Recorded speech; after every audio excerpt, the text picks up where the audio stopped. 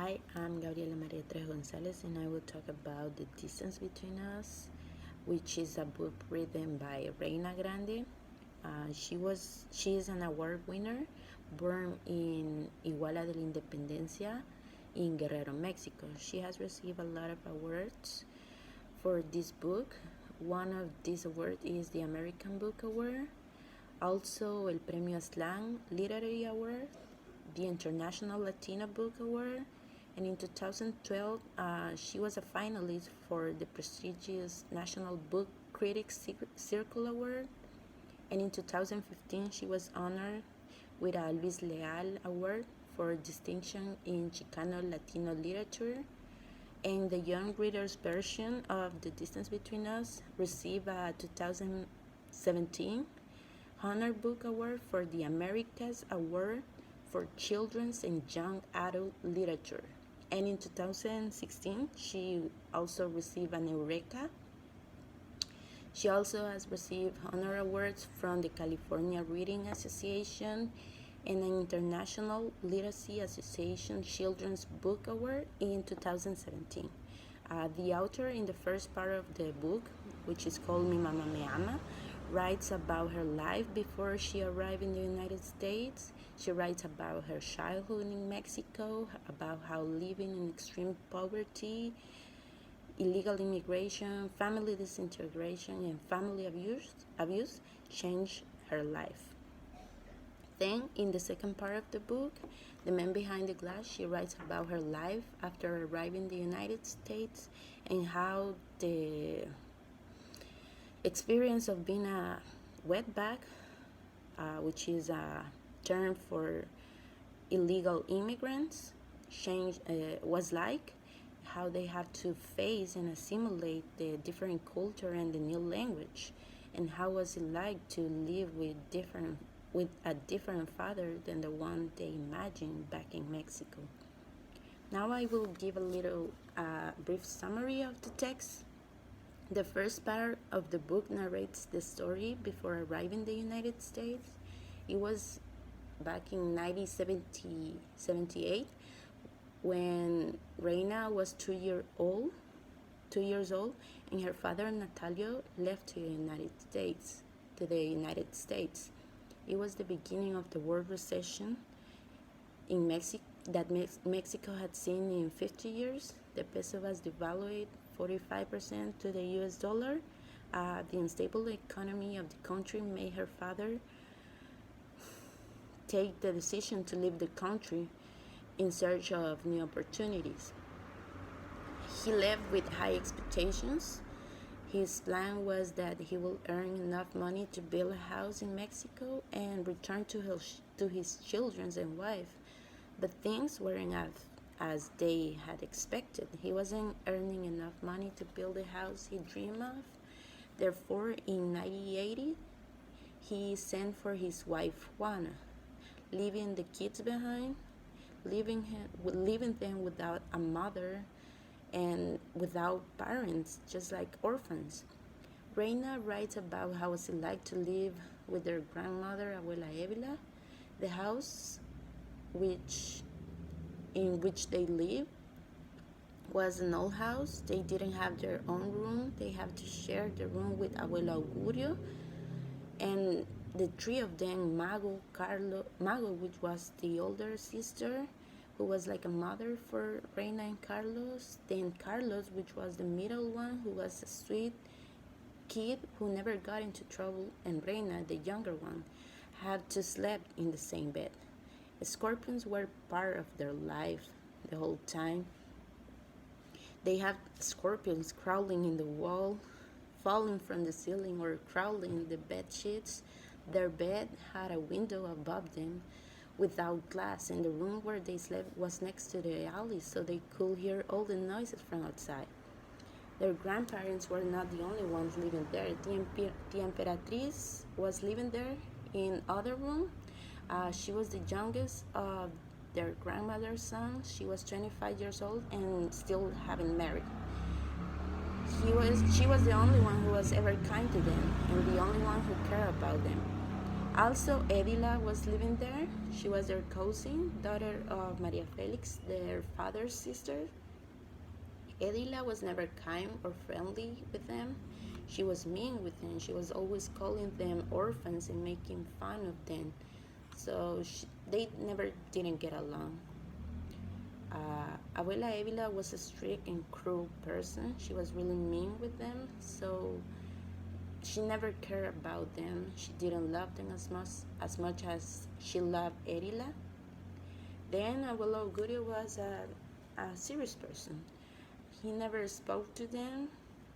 He acted as they were invisible, as they were never in the house with him. Their life back then was hard. Abuela Evila treated them as if they were not their grandchildren.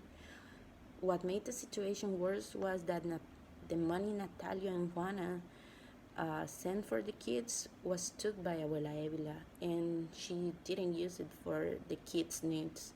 So they lived under the strict hand of their grandmother, and the only relief they had back then was the school, where they can be far away from the house. Until one day the situation changed. In June of 1982, their mother returned from El Otro Lado, as they call the United States, holding a little girl in her arms. She had a baby girl named Betty with Natalia, but she didn't return with Natalia. She returned by herself. So what happened is that Natalia left her for another woman called Mila. So she had to return by her own. They moved to Abuelita Shinta's house, the mother of Juana, which was the house where they live was an only room house, a cardboard house with dirt floor. They were happy to have their mother back, however, but everything starts to get complicated. The unstable economy of Mexico hadn't changed, and Juana had to look for a way to make a living.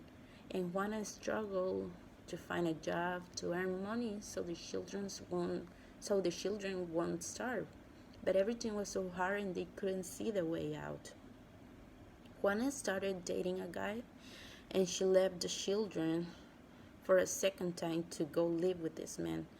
The kids couldn't believe what she had done, but she came back after a tragic accident she suffered. However, she left for a third time, and the kids just couldn't take it anymore. They couldn't bear, and Mago decided to reach her father, writing him in a letter. And in 1985, Papi came back from El Otro Lado to take the kids with him. They made it and they arrived in the United States. They were so happy to have their father back and start to live with the American dream. And here starts the second part of the book, the life after arriving in El Otro Lado. This opens the way to new opportunities and to form a family. But then again, things weren't as they had expected back in Mexico. The man behind the glass, as Reyna called her daddy, was not the same as the father she was living with. Everything started turning gray. An abusive and drunk father was stealing the image of the father she had wished to live with and dream of. A textual analysis of this book, many topics are mentioned in this book, such as poverty, immigration, family disintegration, violence, and others, but all together are connected to one main purpose, which is to show all these together can destroy a family.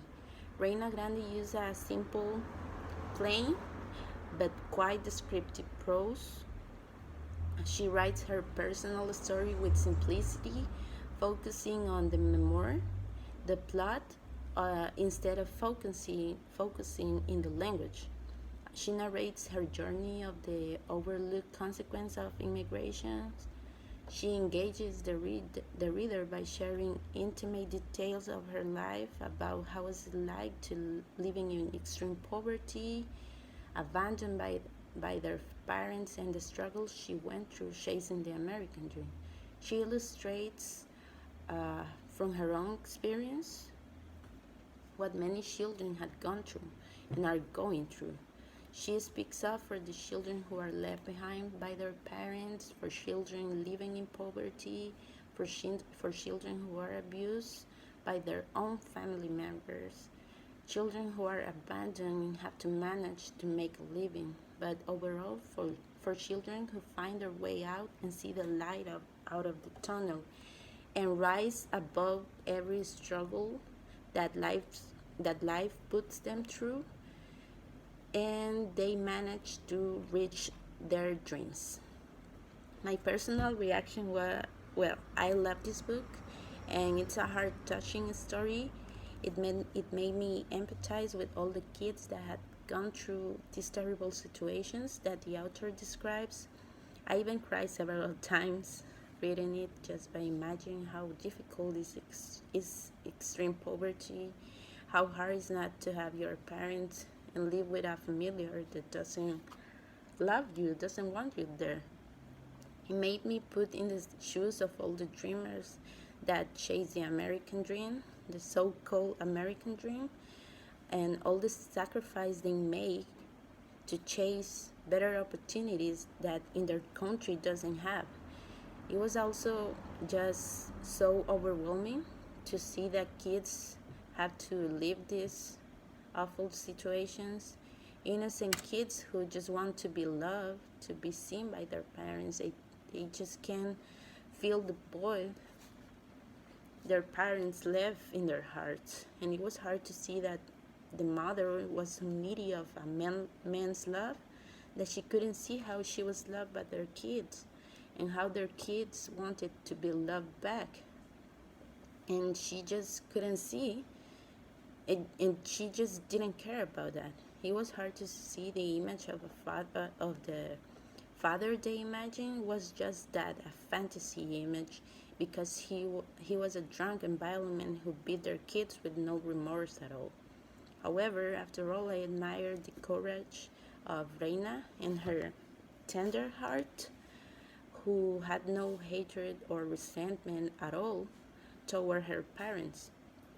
She took only the good things of them, and she just forget about the bad moments they put her through. I love how she never gave up, how she managed to graduate from high school, from college, how she accomplished all of her goals and become a famous award-winning writer, despite all she went through. I think the conclusion of the book is that, well, I believe that Reyna Grande's purpose, of this book is accomplished. Every reader will empathize with Grande's personal story of how immigration affects the lives of both children and parents, and how these overlooked parts of immigration destroys a family. She wanted us to see how poverty keeps people far from their dreams, since they might never get the opportunities to get a good quality education in order to get a good job, and how this makes children drops out of school, just like what happened with Natalio, that he started working at the age of 10, I can recall. Also, how family abuse can affect psychologically a child and will pursue them for the rest of their life if they don't get help. And it's like a cycle, I believe, or a pattern that is repeated through generations because it's the way they were raised. But you can break that cycle of abuse by getting the right help. Finally, how I just admire how every obstacle can be overcome if we set our minds and never give up and do our best to reach our goals, to make our dreams come true, despite everything bad that may happen to us. I think this was the main goal of the book, to overcome every obstacle that life put us through.